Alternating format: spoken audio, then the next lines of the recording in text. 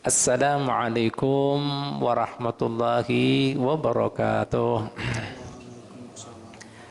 Hadirin hadirat sekalian rahmati Allah subhanahu wa ta'ala, kita lanjutkan pengajian kita.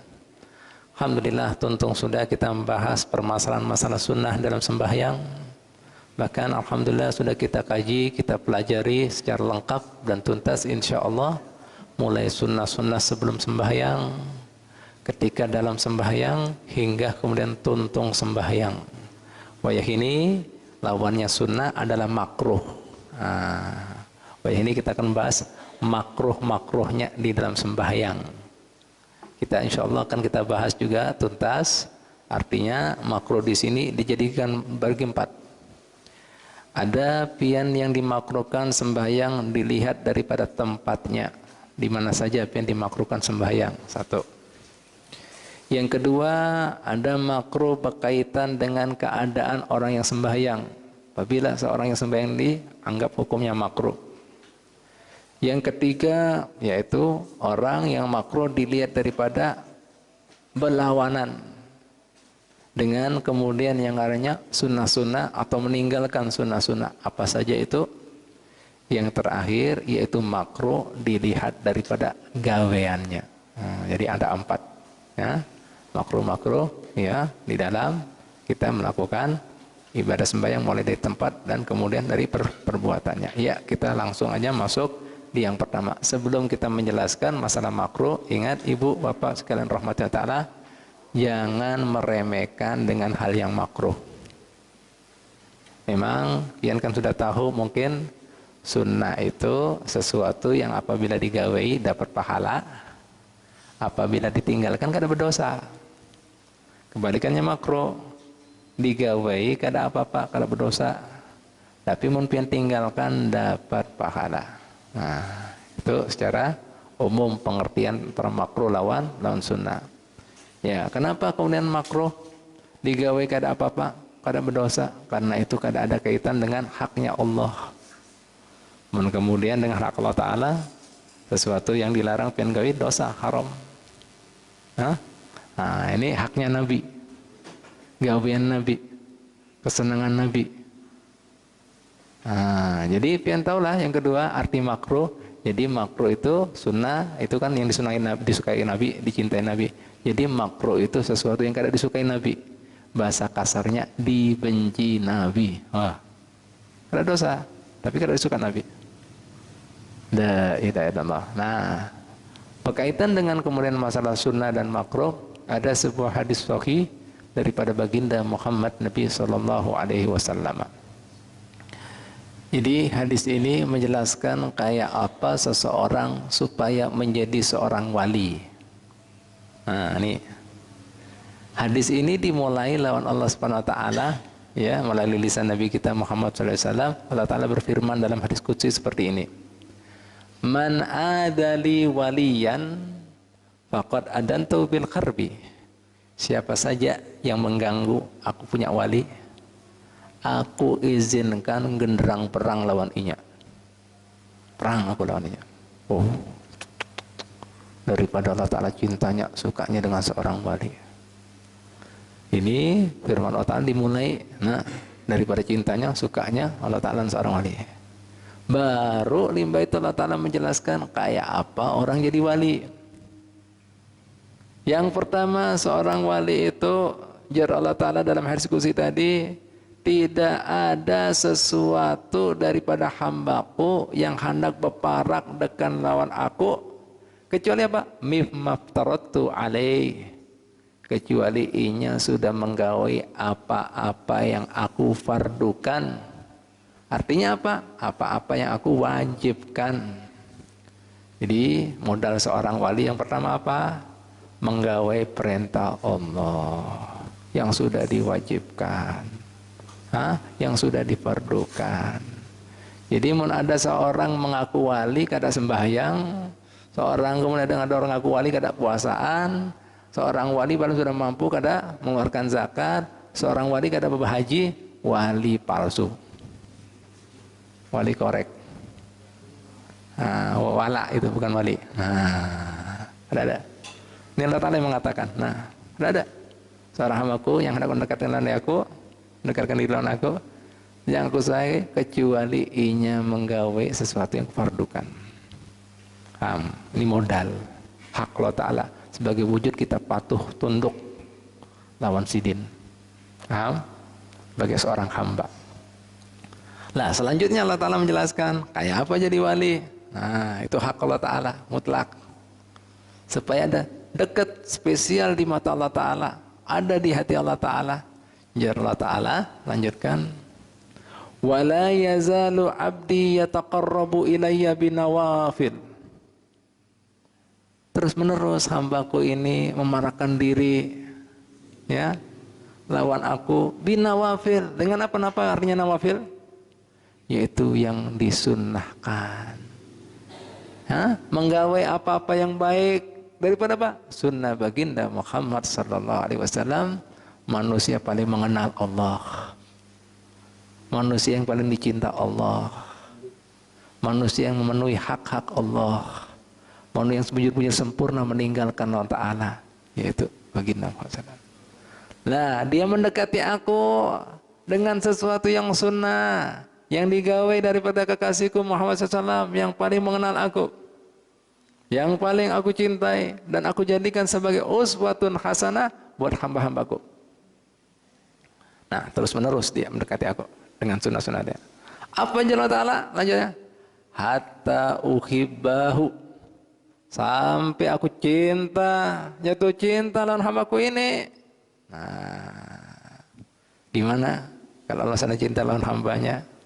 Langsung aja makna hadisnya, jika aku sudah cinta lawan hambaku, aku akan menjadi pandangannya. Dengan itu dia melihat. Artinya seorang wali itu, Pak, Bu, dijaga pandangannya kada seperti kita, daripada yang haram kada mau lagi sidin, kada hakun. Paham? Yang kedua artinya sidin melihat apa yang pian kada lihat. Karena apa? Ada bagian Allah. Karena Allah Ta'ala mengatakan, aku akan menjadi pandangan matanya, dengan itu melihat. Jadi yang jelas wali kada melihat seperti yang kita lihat. Mun kita kan ketujuh lihat film-film, asiknya, bagus. Masih ketujuh lihat bini, mantap. Wali gak ada? Ada lagi? Hah? Kada suka? Kada suka ada? Ada sahwat, kada ada nafsu. Karena ada bagian Allah. Bahkan sidin melihat apa yang kita kada lihat. Pahamlah? Jelas satu. Yang kedua, sampai Allah Ta'ala menjelaskan lagi, wasam'ahu, aku akan menjadi pendengarannya, dengan itu dia mendengar. Artinya wali pada ketujuh lagi lawan rumpi, cek and recheck, ada apa-apa, jaga, nah, karena suka sudah. Dengan khibah, dengan apa lagi, gosip, apa lagi,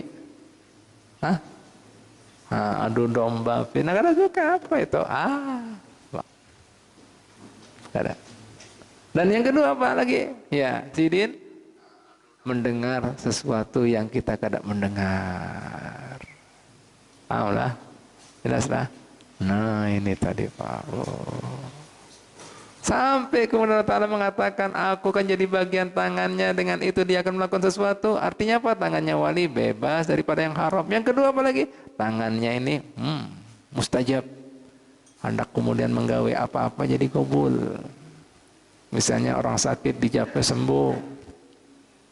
Tahulah, karena ada bagian Allah karomah tadi. Nah, dan aku akan jadi batisnya, dengan itu dia berjalan. Artinya wali kada suka lagi Pak berjalan di warung remang-remang, kada suka. Ada. Nah, kada suka lagi di HBI. Kada suka lagi di Murjani, kada suka. Nah, ada. Nah, yang kedua apa lagi? Nah, batisnya ini bahasa kita aroma lah. Sidin bisa kemudian berjalan mana-mana itu kada ada lagi masafah. Tahu masafah jarak? Karoma. Saat ini bisa ke sini, saat itu bisa ke sini. Nah, Akhirnya kemudian gimana? Hamba yang sudah cinta Allah Ta'ala, sampai Allah Ta'ala mengatakan lagi, hamba yang sudah cinta ini, sudah ada bagian seluruh tubuhnya, ada bagian kekuatan Allah yang artinya karomah tadi. Wala in sa'alani, jika hambaku yang sudah aku cintai ini, yang wali ini minta sesuatu lawan aku, la utiyannahu, pasti aku beri. Mohon pian belajar bahasa Arab Pak, tata bahasanya lam itu lam taukid, nun taukid lagi. Nun taukidnya apa? Takilan lagi. Artinya apa? Pasti akan aku beri, kada pernah aku kada beri. Pasti. Walanista'adani, kalau sini minta perlindungan, lauidannahu, pasti aku lindungi, aku jaga. Nah, sampai di penutupan hadis ini, hadis qudsi ini Allah Ta'ala mengatakan gini, aku ini Tuhan Allah, Maha berkehendak dan Maha kuasa. Kada ada keraguan dalam kemudian prinsip keadaanku, kecuali ada satu perkara yang buat aku ragu, maju mundur. Apa itu ya Rabb? Yaitu ketika hendak mengambil ruh nih kekasih yang aku, kemudian aku mau ambil yang wali ini. Kenapa Allah Ta'ala ragu? Ngaranya orang meninggal Pak, Bu, pastinya sidin kan masih berat lawan keluarganya, masih ada harapan, keinginan yang belum tuntung, inya kemudian harapkan. Nah, pahamlah. Tapi dia manusia, kan harus mati, sudah. Ini Allah Ta'ala sampai maju mundur daripada sayangnya dengan seorang wanita ini. Paham Pak? Oh, nih sang wali. Jadi sampai seperti itu. Ragu Allah Ta'ala, maju mundur. Tidak ada perkara yang buat maju mundur. Perkara satu aja nih. Nah, pada seorang wali yang sudah dicintainya. Nah, ini apa lagi kembali modalnya? Nih modalnya pertama tadi apa? Gawe yang fardu. Sepin dapat kemudian tempat yang khusus di sisi Allah Ta'ala, gawe sunnah. Makanya jangan gawe yang makruh. Paham? Ada salah seorang imam yang mengarang Al-Habib Abdullah bin Ali Al-Khaddad. Sidin mengatakan seperti ini Pak, Bu. Ulun ini berharap dan kemudian menginginkan kada ada satupun daripada sunnah yang pernah disunnahkan baginda Muhammad SAW kecuali ulun sudah gawe semenyaan. Bayangkan Pak, Bu, sunnah Nabi banyak, Sidin sudah gawe semuanya. Dan benar ittiba tawan Nabi secara sempurna. Yang kedua, Sidin juga mengatakan, gimana aku membuat yang haram, menggawe yang haram. Berpikir, merenung, bayangan hendak berbuat makruh aja kada ada dalam kamus hidup aku. Kada terlintas. Ya Allah, kada pernah. Makanya Sidin mendapat makom seorang wali kutub berapa tahun Pak? Bukan setahun 2 tahun. 60 tahun. 60 tahun. Jadi kalau wali kutub itu Pak, kutub itu artinya pokok utama. Jadi istilahnya wali-wali itu ada tingkatannya.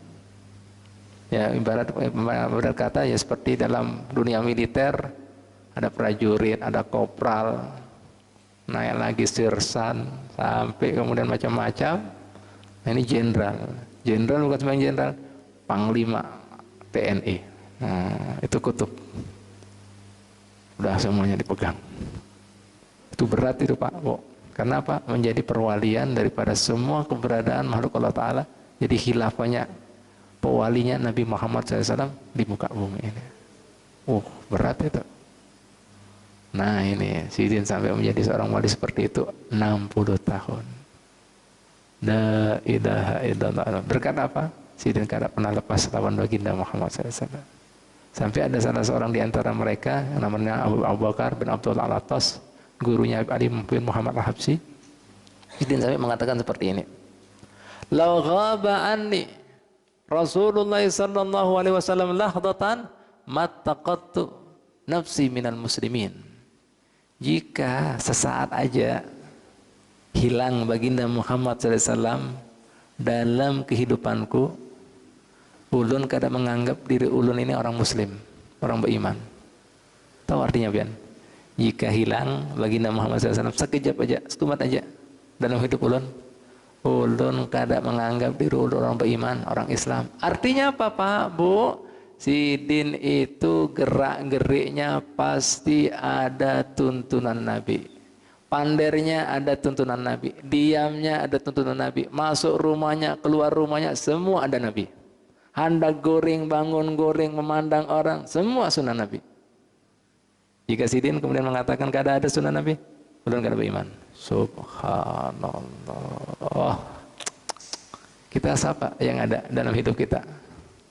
Figur siapa, Pak?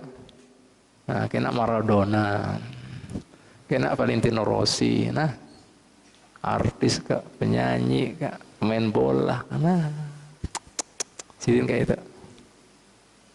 Ada Rasulullah? Kafir ulun, udah Muslim. Siapa yang berani mengatakan seperti itu? Oh, bisa kafir semua ini, kada beriman semua. Nih, daripada ikatannya dekatnya lawan Nabi. Nah ini Pak, jamunya, resepnya. Paham lah. Nah, jadi jangan diremehkan. Karena apa disebutkan juga dalam kemudian perkataan para ulama kita, barang siapa yang meremehkan daripada kemudian yang sunnah, inya kemudian akan terhindar, tercegah daripada kemudian berbuat adab. Barang siapa kemudian terhindar dari, ulangi lagi lah, jadi seperti ini kurang lebih perkataan mereka para ulama kita. Barang siapa yang meremehkan masalah adab, adab ini kan dianjurkan oleh Nabi Muhammad SAW, maka dia akan tercegah daripada berbuat sunnah. Barang siapa kemudian meremehkan akan hal yang sunnah, otomatis inya akan terperosok dalam pada hal yang makruhnya. Barang siapa yang main-main dengan yang makruh, inya akan terperosok dengan hal yang subhat. Barang siapa yang main-main dengan yang subhat, yang kada jelas hukumnya, akan terperosok di dalam hal yang haram. Jelas? Jelas kira-kira? Nah ini urutannya. Jadi jangan remehkan. Makanya kita dianjurkan supaya apa? Mujahadah. Apa mujahadah itu? Menempa diri kita. Jadi Allah Ta'ala dalam firman-Nya Al-Quran, walladzina jahadu fina, siapa saja yang mujahadah, yang melawani kebiasaan, kesukaan, hawa nafsunya di jalan-jalan yang kami ridhoi, lanahdiyannahum subulana, sesungguhnya kami Allah akan menunjukkan jalan-jalan kami yang baik, yang penuh dengan rahmah, hidayah, ridha Allah Ta'ala, berkahnya, kami tunjukkan. Wa innallaha, sesungguhnya Allah Ta'ala la ma'al muhsinin, bersama dengan orang-orang yang baik. Nah, dianjurkan. Karena apa nafsu? Inna nafsa la'amarutum bisu, sesungguhnya nafsu itu ajakannya, bisikannya selalu pada hal yang buruk, yang jelek, yang kotor, yang busuk.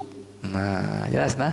Nah, ini jadi jangan diremehkan. Jadi itu resep jadi seorang wali. Jadi kada ada wali, kada kenal sunnah, kada ada. Itu dari wali palsu. Wali palsu. Wali palsu itu. Nah, ini yang mengatakan Allah Subhanahu wa Ta'ala melalui lisan yang mulia kekasihnya Muhammad sallallahu alaihi wasallam. Baik, jelas? Baiklah, kita masuki langsung aja. Ya. Yang pertama, makruhatun min nahiyati makanis sholati. Hal-hal yang dimakruhkan dilihat daripada tempat pian sembahyang. Di mana saja pian makruh sembahyang? Ya. Yang pertama, as-sholatu fil hammam. Orang yang sembahyang di hammam. Hammam itu Pak, Bu, di tempat kita kada ada. Di negara-negara Timur Tengah karena ada musim dingin yang amat dingin, itu ada mandi uap. Mandi uap. Itu jika pian sembahyang di situ hukumnya makruh. Mungkin di sini kada ada. Itu makruh. Hammam itu ngarannya uap. Ya, itu makruh. Yang kedua, as-sholatu fil maslahi. yaitu orang yang sembahyang tempat ganti pakaian. Jadi biasanya mungkin di tempat itu tadi, tempat mandi uap tadi, tempat ganti pakaian. Itu juga makruh. Ya bisa jadi Pak, Bu, ini semuanya adalah menyebabkan kita kada bisa khusyuk. Gimana? Meskipun ada hadis Nabi Muhammad SAW mengatakan bumi itu dijadikan tempat sujud selama suci. Jadi masjid ini khusus untuk umat Nabi Muhammad SAW. Jadi kalau bahari kan umat-umat bahari tempat ibadahnya khusus. Ada kemudian sinagog itu kesan orang Yahudi, mun gereja kesan orang Nasrani, mun umat Nabi supaya bisa beribadah sewaya-waya dimanapun kapanpun semua bisa jadikan tempat sujud. Nah, tapi di tempat-tempat ini hukumnya makruh. Jelas dah? Nah, itu makruh ya. Yang ketiga, mana lagi pian kemudian makruh? As-salatu fil ma'tini. Apa itu ma'tini? Yaitu atonal ibil. Yaitu tempatnya ibil. Ibil itu onta. Ya. Itu tempat kemudian makan minumnya ibil, onta. Ya bahasa kita apalah? Kandang apa? Onta lah. Dekat kandang onta itu. Nah, itu makruh. Ya. Terus di mana lagi Pak, Bu? As-salatu fil madzarah. Apa itu madzarah? Ya. Yaitu tempat pemotongan. Apa ya kalau kita bahasa kita tempat pemotongan? Jagal ya. Itu tempat pemotongan sapi apa kambing, jagal. Makruh juga. Ya. Yang kelima, as-salatu fil maqbarah allati lam tumbas. Sembahyang di daerah perkuburan. Di kubur-kubur situ. Makruh juga. Nih, makruh. Yang keenam, as-salatu fil masbalah. Masbalah itu yaitu tempat pembuangan, ya sarjin, yaitu tempat pembuangan sampah-sampah itu, masbalah. Jadi kadang-kadang mungkinlah orang-orang kadang-kadang mau zuhud, mau kemudian tuh sufi, kadang-kadang sembahyang lah makruh kadang. Nah, makruh itu. Yang ketujuh, as-salatu fit thariq, sembahyang di tempat orang lalu lalang berjalan, makruh juga. Makanya kan semalam kan sudah jelaskan sembahyang itu supaya kemudian kita tidak dilewati orang harus ada sahis, ada tihang. Ya, mungkin ada tihang, tembok. Mungkin ada tembok apa lagi? Nah, mengandak tempat. Nah, ini masang apa kak? Kalau dulu misalnya tongkat ke apa? Mungkin ada lagi sejadah. Mungkin ada lagi diberi garis. Nah, supaya orang kada lewat. Nah, itu semuanya pembatas tadi kada dianggap mun ada kemudian yang penyangga penutup yang mu'tabar yang sebelumnya. Sebenarnya ada tembok.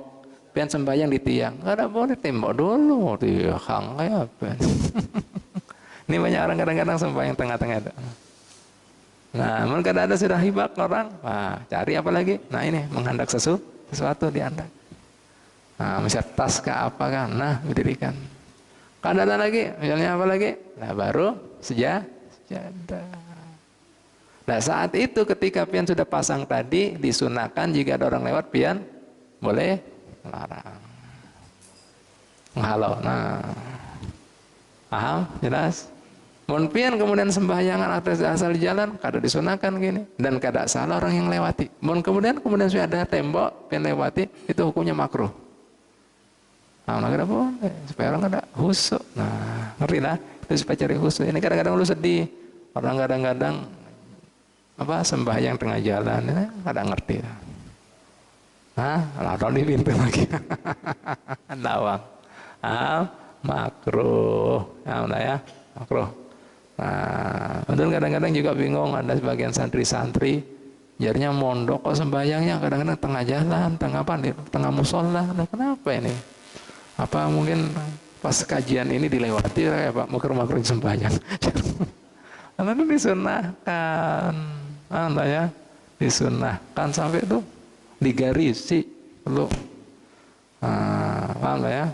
Nah, digarisi, saya tahu, nih, saya tahu orang lihat, nah ini Pak Bu. Terus kemudian apa lagi? As-salatu fil kanisati wal bi'ati. Nah, sembahyang di rumah ibadah agama lain. Seperti kita sembahyang di gereja, makruh itu. Sembahyang di mana lagi? Kelenteng. Makruh itu. Nah, jawab Pak Bu. Pian ini kan banyak ini ya, ada berapa? 15. Pian perhatikan ini semuanya, jika pian sembahyang tempat seperti ini pasti kan ada husuk. Pikir takut najis kah, ya kan? Nah, kemudian orang lalu-lalang kah, melihat ini dan itu. Ada husuk. Nah ini Pak. Kemudian di rumah ibadah, kenapa pian lihat tuh? Oh itu kah gambarnya Koping Ho? Nah, nah itu Pak. Nah, husuk. Benar kan? Nah itu. Dan yang ke-9, as-salatu ala sahtil Ka'bah, sembahyang di atas Ka'bah, atap Ka'bah. Nah Ka'bah itu, nih. Jadi kan kalau Ka'bah kan kotak-kotakan. Nah mesti sholat di atasnya itu Ka'bah, hukumnya makruh. Sholat di atas Ka'bah, ya itu makruh itu. Di atas Ka'bah hukumnya makruh. Makruh. Yang ke-10, as-salatu fi batnil wadi ma'a tawakku'i suyuli, sembahyang di tengah lembah yang kemungkinan dikhawatirkan kena datangnya banyu. Makruh juga. Mungkin masa ini misalnya kan di lembah di Hadramut itu mesti beda sama kita. Banyu kan sewaya-waya wadah kita. Mun di Hadramut itu hujan jarang. Ini negara-negara Timur Tengah, hujan setahun sekali. Nah meskipun hujan setahun sekali, hukumnya makruh kita sembahyang di situ. Ngaranya alam, kada tahu pas ada tsunami. Bisa aja kan. Nah kan buat orang was-was, makruh itu. Nah, alhasil jika pengen renungkan semuanya, jangan sampai ada kemudian tuh hati ini kada tenang, pikiran kada tenang. Cari tempat yang aman, tenang, pian bisa khusyuk. Karena intinya sembahyang itu qad aflal mu'minun alladzina hum fi salatihim khashi'un. Sungguh beruntung orang beriman yang sembahyangnya dalam keadaan khusyuk. Berarti iman kada khusyuk apa? Kada beruntung, merugi. Jelas. Nah, ini. Yang ke-11, as-salatu ya maudal maqas, sembahyang di tempat di tempat makas itu kalau di dalam bahasa kita diterjemahkan tempat pajak. Apalah biasa ini ya? Apalah bahasa kita ya Pak ya? Ya pokoknya berkaitan dengan apalah. Orang malak-malak, tahu malak? Apa malak itu? Narget loh. Ya. Nah itu tempat orang-orang yang narget. Tahu narget itu? Kayak preman-preman loh Pak. Nah tempatnya palak-palak. Orang bilang memalak ya? Ya kan? Nah, tempat-tempat seperti itu alhasil tempat maksiat. Mana saja. Itu hukumnya juga makruh. Misalnya apa? Sembahyang di kasino, makruh itu. Karaoke, nah makruh itu. Makruh. Nah, pokoknya tempat maksiat lah alhasil. Kemudian yang ke-12, di tempat mana lagi yang dimakruhkan sembahyang? As-salatu fisuki, sembahyang di pasar. Makruh juga. Malah orang banyak ini nyaman lah, males. Anda ke masjid ya, pasar aja. Maksudnya di tokonya itu. Nah, toko, Allahu Akbar. Mesti setan gitu loh. Di setan, pasar. Nah, kayak misalnya pasar Batua gitu. Sudah, kada usah masjid kada ke masjid, usah. Sini aja sembahyang. Makruh. Pasar. 5 itu apa lagi? Yang ke-13, as-salatu amama adamiyyin yastakbiluhu, sembahyang di hadapan adami, artinya manusia, pas di hadapannya. Nah, ini ada siapakah? Ini depannya Allahu Akbar. berhadapan langsung apa kan mau ke makruh itu. Alhamdulillah. Nah, ini Pak Bu, apalagi depan bini, wah jangan. Alhamdulillah, kena itu, kena sembahyang kena jadi sembahyang, pikirannya yang macam-macam, nanya masih dia, nah. La ilaha illallah Muhammadar Rasulullah, jangan. Nah itu Pak Bu, makruh ya, makruh. Nah ini Pak Bu, mengaji kan nyaman kan kita. Selama ini kita kena asal sembahyang, siapa aja, anak pian kah siapa, adami itu manusia semuanya. Nah itu Pak Bu, kada konsen kena ya. Ini yang ke-14 ini banyak kemudian yang apa, menggawai mungkin ya. Al-iton. Nah, apa itu iton? Wa huwa ittakhadul musalli walau imaman maudi'an yusalli fihi wala yantakilu anhu ila ghairihi. Yaitu seseorang yang mau sembahyang, dia kada mau pindah di satu tempat aja. Makruh itu. Paham Pak Bu? Apa hikmahnya? Ya ini hikmahnya, ini yang pertama. Kita itu dianjurkan ya di dalam hidup untuk menebar kebaikan. Allah untuk menebar kebaikan. Karena apa? Karena Pak Bu ya, selain kemudian pian berbuat baik pada manusia, tempat ini juga bisa jadi saksi nanti kena di yaumul qiyamah. Misalnya ujang sembahyang di musola kita ini, nah samping kanan, ini lagi, pindah lagi. Ini kita akan menyaksikan, ya Rob, fulan bin fulan sudah sembahyang, nih sebelah sini pernah, sebelah situ pernah. Nah itu kena jadi saksi. Paham lah? Nah karena pernah dilakukan kebaikan di situ, pas taubat, pas menangis, pas munajat, pas istighfar, pas sembahyang sunnah. Nah Alhamdulillah. Makanya pian ketika hendak misalnya ke masjid, misalnya jalan di jalan A, boleh disunahkan jalan B. Supaya Pak banyak pijak-pijakan tadi. Alhamdulillah. Nah itu karena jadi saksi. Selain pada manusia, karena manusia bisa berlapor, ini alam ini kan jadi saksi. Karena di yaumul qiyamah semua bisa berkata-kata. Ya, sebagaimana Allah Ta'ala berfirman dalam Quran, antaqallahu alladzi antaqa kulla syai'in. Bisa bicara sama. Meskipun kena misalnya orang ini yang misalnya ada masalah, Allah Ta'ala muntungnya kada berkata-kata, ini kada berkata. Tangan batis. Al-yawma nakhtimu ala afwahim wa tukallimuna aydihim wa tashhadu arjuluhum bima kanu yaksibun. Ngomong semuanya. Kaget nih, loh, kenapa ini? Senjata makan Tuhan kan. Nah, ini apalagi ini? Tubuh aja bisa berkata-kata. Saksi. Makanya Pak perbanyak kebaikan. Karena semuanya akan jadi saksi. Makanya makruh jika satu tempat. Makruh. Paham? Makanya iblis jadi sombong karena apa? Langit yang lapis 7 sana, yang luas, yang lebar, kadang lebih sejengkal, pasti ada bekas ibadahnya. Wih. Masa kita kalah lawan iblis? Nah, perbanyak tempat tadi. Makanya dia sombong, kadang mau tunduk hormat lawan Nabi Adam. Itu tadi.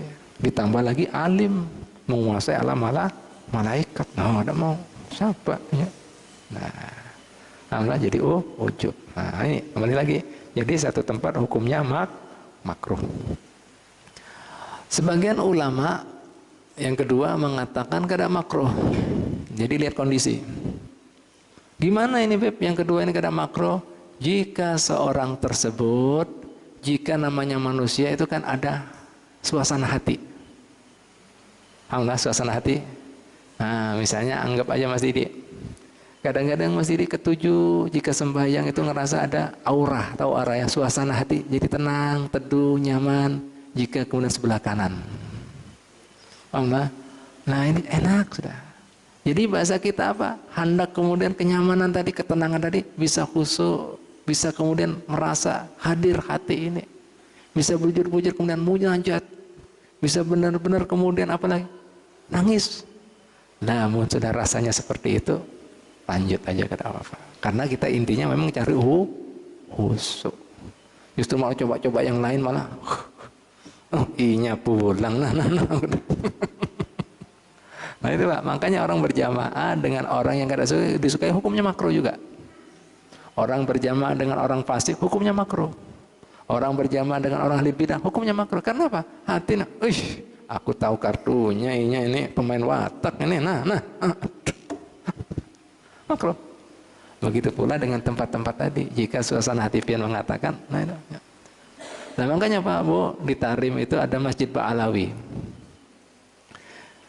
Di situ sampai kemudian orang-orang itu ketujuh mulazamah itu membiasakan sembahyang di suatu tempat sampai tiang-tiangnya itu Pak Bu dikasih tanda ini gesan keluarga Fulan bin Fulan. Artinya apa? Dia sudah nyamannya di situ. Jadi kayak bahasa kita sudah patok kan tempat mana hanya bisa. Lah, itu tadi. Nah, daripada apa istiqomahnya. Ini sampai tiang-tiangnya kasih tahu, kan banyak tiang-tiang Masjid Bahari. Sampai wajah ini ada itu. Jadi kan berubah itu. Sampai lagi ada di Masjid Jami'nya ketika Jumatan tadi. Nah itu tadi Pak Bu. Itu mereka datang mulai fajar. Subuh itu sudah cari tempat, nggak ada gitu, maunya robot gitu lah. Makanya kan disunahkan tabkir. Hari Jumat disunahkan mau tabkir, tahu tabkir bersegera. Makanya yang bersegera pertama seperti apa? Berkorban onta. Yang kedua sapi. Habis itu kambing. Habis itu ayam. Habis itu itu. Lah itu apa? Nah itu sampai lihat Pak di Tarim itu luar biasa. Habib benar bersalut. Itu sampai mulai abah bapak-bapaknya itu. Nah pendataannya sampai dilanjutkan anak cucunya. Jadi itu tempatnya. Hebatnya itu ciri khas Tarim, istiqomahnya itu luar biasa. Nah sampai wayah ini ada Masjid Ba'alawi itu Habib lihat dengan mata sorong. Yang membangun datuknya namanya Abdullah Ba'alawi. Itu kesan regenerasi, ada yang mangku gitu ya. Itu kemudian sampai kemudian dia wasiat supaya anak cucunya ini tetap bisa memangku supaya jadi orang alim soleh. Itu sampai beliau berwasiat, nih yang jadi imam nih, ini semuanya boleh semua orang masuk masjidku, kecuali tapi di situ untuk yang memangku keluargaku. Artinya apa? Supaya jadi regenerasi terus. Jadi ulun kaget, terkajut di situ pas kemudian sembahyang, anaknya masih anom, di belakangnya ada Habib Salim, ada Habib Umar, ya Allah. Karena sudah dilatih mentalnya, artinya lu cepat tetap apa? Nah itu tadi. Dia kemudian memegang supaya jadi alim soleh. Tapi karena sudah wasiat seperti itu, didukung orang sana Pak. Jadi siap gitu, kada putus. Kita kan kadang-kadang kita putus kan. Dulu bapaknya mulia, masya Allah, karena kada ada pengkaderan, kada ada regenerasi, hilang. Kalau Tarim kada ada seperti itu. Hebatnya di situ Pak. Sampai tempatnya wajah ini tuh Pak. Dipahatak sampai anak cucunya bisa melanjutkan lagi. Bayangkan mulai subuh datang. Jadi bukan kemudian jangan dianggap loh ini kok nggak ngasih tempat orang lain. Jangan gitu, bukan itu. Mereka membiasakan dan mereka apalagi sudah melatih dari awal. Subuh datangnya, kalau pian mau ya gak ada apa-apa subuh datang. Nah, ini datang kemudian sudah adzan baru mau maju gimana? So kayak apa ini? Ini Pak Bu. Itu khususnya Tarim. Nah ya, jadi kembali lagi ya, iton di sini makro ya. Jika kemudian pian kemudian di situ bukan ngerasa tenang, hendak memperbanyak karena jadi saksi, bisa jadi kemudian iton jadi sunnah apabila di situ ada ketenangan hati pian, khusyuk, nyaman. Nah lanjut, ada masalah, jelas ya. Karena suasana hati manusia kan beda-beda Pak Bu. Bahasa kita selera, tahu selera? Selera kan tidak bisa dipaksakan. Dalam hidup ada yang suka rawon, ada nasi pecel, apa nasinya? Apa? Ada kambing guling, ada yang anti kambing. Wah, kalau ada tinggi bahaya nih harus. Beda, ada masalah. Jelas ya, tergantung suasana hati kita. Yang terakhir ya, sunnah makronya di dalam sembahyang, yaitu tempat apa lagi yang makro? as-salatu musawiyan lil imami fil mauqif, yaitu sembahyang ya musawiyan, sama sejajar dengan imam di dalam berdirinya. Nah, sejajar, makruh. Jika kemudian memang depan imam, batal. Gimana ukuran Bu? Batasannya sama, itu dilihat daripada tumit. Nah, jadi belakang keadaannya ini tumit batasannya. Karena mau dilihat daripada tubuh, postur tubuh orang beda-beda. Ada yang berdianan 3 bulan. Ya kan, ada perutnya ganal kan. Enggak, Habib ini kan tipis gini kan. Jadi kada dilihat fisiknya, tapi dilihat apa Pak Bu? Tumit. Paham lah ya? Tumit. Jadi makanya kalau berjamaah itu batasannya pian di belakang tumitnya imam. Jika sama-sama tumit, hukumnya makruh. Jelas? Bisa dipahami kira-kira? Alhamdulillah. Lupa Bu, sedemikian rupa mendetilnya. Nah, sayang pian kada mengaji. Nah, banyak orang yang tidak tahu. Nah, ini dari tempat loh Pak. Minggu depan nanti sembahyang makruhnya dilihat apa? Keadaan orang yang sembahyang. Apabila pian kemudian dalam keadaan sembahyang pian hukumnya makruh, diantaranya apa? Sembahyang menahan kami, makruh itu. Pian hadap ke kami. Ada itu nanti. Nah, kita bahas minggu depan ya. Ada banyak juga keadaan-keadaan seperti ini. Ada 5 apa? Ada berapa yang di sini? Oh, ada 16. Nah, keadaan pian sembahyang hukumnya makruh.